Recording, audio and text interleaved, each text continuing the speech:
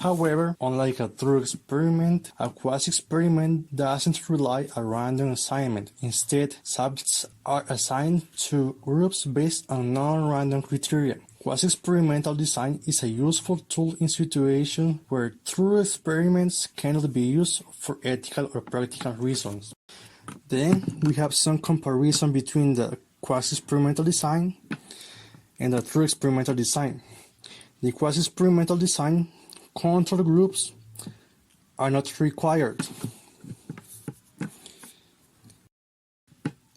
In quasi-experimental design, some other non-random method is used to assign subjects to groups. And in quasi-experimental design, the research often does not have control over the treatment, but instead studies pre-existing groups that receive different treatment on them.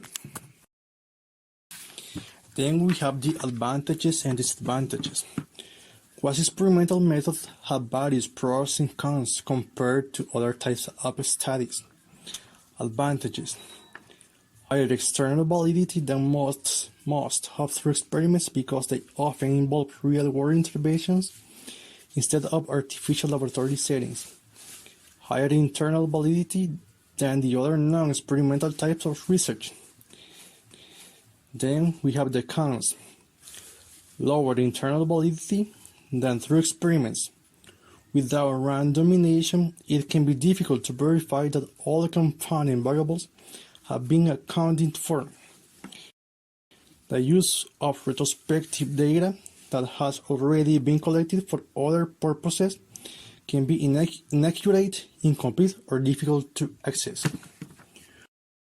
When to use quasi-experimental design? Although true experiments have higher internal validity, you might choose to use a quasi-experimental design for ethical or practical reasons. Sometimes it would be unethical to provide a treatment on a random basis, so a true experiment is not feasible. In this case, a quasi-experiment can allow you to study the same causal relationship without the ethical issue. Practical. True experimental design may be infeasible to implement or simply too expensive, particularly for researchers without access to large funding streams.